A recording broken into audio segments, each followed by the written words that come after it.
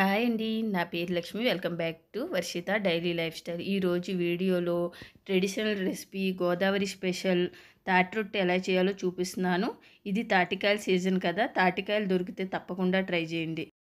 ఒక గిన్నె తీసుకోండి. ఏదైనా ఒక వాటర్ గ్లాసును కొలతగా తీసుకుని ఒక గ్లాసు బియ్యపు రవ్వ, రేషన్ బియ్యంతో బియ్యపు రవ్వ చేసుకుంటాం కదా, ఇది ఒక గ్లాసు వేసుకున్నాక కొద్దిగా వాటర్ పైన చల్లుకోండి. హాఫ్ టీ గ్లాస్ వరకు పడుతుంది. ఇలా బాగా చల్లుకున్నాక అరగంట పక్కన పెట్టుకోవాలి. ఇలా చేయడం వల్ల రొట్టెలో రవ్వ కలుపుతాం కదా, రవ్వ బాగా ఉడుకుతుంది, పొడి పొడిగా అవుతుంది. తర్వాత ఇలా ఫ్రెష్ చేసి మూత పెట్టి అరగంట పక్కన పెట్టుకోండి. ఇంతలో నెక్స్ట్ ప్రాసెస్ చూద్దాము. ఇది తాటికాయ. ముంజికాయలు ఉంటాయి కదా, ముంజికాయలను అలాగే చెట్లు నుంచేస్తే ఇలా తాటికాయలు అవుతాయి. దీన్ని పైకి కిందకి ఇలా కొట్టడం వల్ల ఇవి టెంకలు ఈజీగా వచ్చేస్తాయి. 2 టెంకలున్న తాటికాయలు ఉంటాయి, 3 టెంకలున్న తాటికాయలు ఉంటాయి. ఇది కొంచెం పెద్ద సైజే, 3 టెంకలు ఉన్నాయి. తర్వాత పైనున్న డిక్క తీసేసి పైనున్న తొక్కలన్నీ తీసేసుకోండి. ఇలా తీసుకున్నాక చేతికి తడి పూసుకుని దీన్ని పైకి కిందకి ఇట్లా అంటే పేసం అంటారు. దీని నుంచి జ్యూస్ వస్తుంది కదా, దాని పేసం అంటారు. అది బాగా వస్తుంది, తాటి పేసం. తర్వాత ఇది ఒక ప్లేట్లో పెట్టుకోండి. నెక్స్ట్ది కూడా చూపిస్తున్నాను. పైన తొక్కలు తీసేసి కొద్దిగా నీళ్ళు చల్లుకుంటూ ఇలా ఫ్రెష్ చేస్తే జ్యూస్ బాగా వస్తుంది. దీన్ని కూడా పక్కన పెట్టుకోండి. ఇలా 3 రెడీ చేసుకున్నాక తాటి పేసం ఎలా చేయాలో చూపిస్తున్నాను. ఒక ప్లేట్ తీసుకోండి.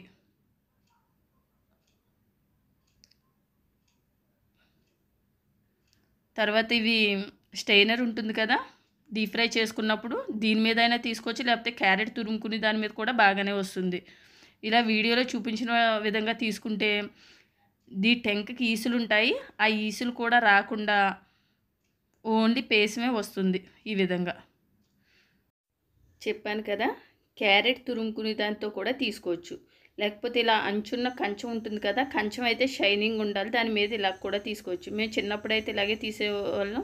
అయితే దీంట్లోకి ఈసులు అయితే వచ్చేస్తాయి, మళ్ళీ తర్వాత మనం ఈసులు తీసుకోవాల్సి ఉంటుంది. అయితే తాటి పేసం తీయడానికి మనం మొదట స్టైనర్ యూజ్ చేసాం కదా, అదే బెస్ట్.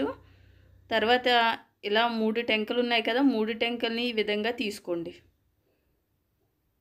ఇలా పూర్తిగా తీసుకున్నాక దీని కొలత వేసుకుందాం. కొన్ని తాటికాయలు పెద్ద సైజులో ఉంటాయి, కొన్ని చిన్న సైజులు ఉంటాయి కదా. తాటి పేసమే కొలత వేసుకోవాలి. నేను గ్లాస్ తీసుకున్నాను కదా, బియ్యపు రవ్వ గ్లాసున్నర తాటి పేసం తీసుకుంటున్నాను. అదే గ్లాస్ తీసుకుని కొలుచుకోండి. ఒక గిన్నె పెట్టుకోండి.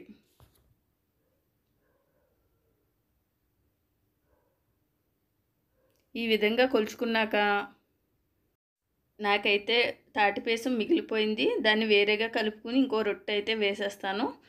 అది పక్కకు పెట్టేసుకుని తాటిపేసం తీసుకున్నాం కదా, ఆ గిన్నెలోకి ముందుగా బియ్యపు రవ్వ నానబెట్టుకున్నాం కదా, ఇది అరగంట అయింది. ఇది ఇందులో కలిపేసుకోండి.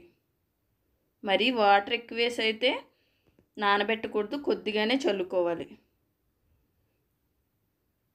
వాటర్ గ్లాస్తో గ్లాస్ బెల్లం పొడి వేస్తున్నాను. బెల్లాన్ని చితగొట్టుకుని మిక్సీ వేసుకోండి, అప్పుడు బాగా కలిసిపోతుంది. సగం చెక్క కొబ్బరి తురుమును వేసుకోండి, పచ్చి కొబ్బరి వేసుకోవాలి, లేకపోతే హాఫ్ గ్లాసు కొబ్బరి తురుమును వేసుకున్నా సరిపోతుంది. ఇవన్నీ కలిసేలా బాగా కలుపుకోండి. అయితే స్వీట్ సరిపోతే మీరు ఇది కలిపినాక టేస్ట్ చూసి స్వీట్ వేసుకోవచ్చు. అలాగే రవ్వ సరిపోయినా కొద్దిగా పొడి రవ్వే చల్లుకోవచ్చు. ఏమన్నా బెల్లం గట్ట ఉంటే ఫ్రెష్ చేస్తూ బాగా కలుపుకోండి. ఇలా బాగా కలుపుకున్నాక ఇదేమి నానబెట్టిన అవసరం లేదు, ఎందుకంటే మనం రవ్వ ముందుగానే నానబెట్టుకున్నాం కాబట్టి. ఇది పక్కన పెట్టుకోండి. ఇలాంటి అల్యూమినియం గిన్నెల్లో రొట్టె గిన్నెలు ఉంటాయి కదా, ఇందులో అయినా వేసుకోవచ్చు, లేకపోతే కళాయిలోనే అయినా వేసుకోవచ్చు. నాన్ స్టిక్ గిన్నె ఉంటుంది కదా, దాంట్లో కూడా వేసుకోవచ్చు. మామూలుగా అయితే ఈ తాటి రొట్టెల్ని పొయ్యి ఉంటుంది కదా, ఊర్లలో పొయ్యిల మీద వేస్తారు. అయితే మనకు సిటీ లైఫ్లో ఉండవు కాబట్టి ఇలా స్టవ్ మీదే వేసుకోవచ్చు. స్టవ్ వెలిగించుకుని ఒక కళాయి పెట్టుకుని, కళాయి వేడెక్కినాక సిమ్లో పెట్టేసుకోండి. ఎంత వీలైతే అంత సిమ్లో పెట్టేసుకున్నాక 3 స్పూన్ల ఆయిల్ వేసి బాగా తిప్పండి. సైడ్కి కూడా ఆయిల్ వెళ్తుంది. తర్వాత ముందుగా రెడీ చేసుకున్న తాటి బ్యాటర్ని ఇందులో వేసుకుని సమానంగా పరుచుకోండి. ఎందుకంటే సెంటర్లో ఎక్కువైపోయి సైడ్ని కానీ తక్కువ అవుతే సెంటర్లో కాలదు, అందుకు సమానంగా చేసుకోండి. ఆయిల్ వేసాం కదా, ఈ ఆయిలే పైకి కూడా వచ్చేస్తుంది. ఇలా వేసుకున్నాక చిన్న వాటర్ గ్లాస్ పెట్టుకోండి. ఈ గ్లాస్ నిండుగా వేసుకోకుండా హాఫే వేసుకోండి, ఎందుకంటే అది పొంగి తాటి రొట్టె మీద పడిపోతుంది. అలా జరగకుండా కొద్దిగా వాటర్ తక్కువ వేసుకుని మూత పెట్టుకుని ఆవిరి బయటకు పోకుండా ఏదైనా హైట్ కూడా పెట్టండి.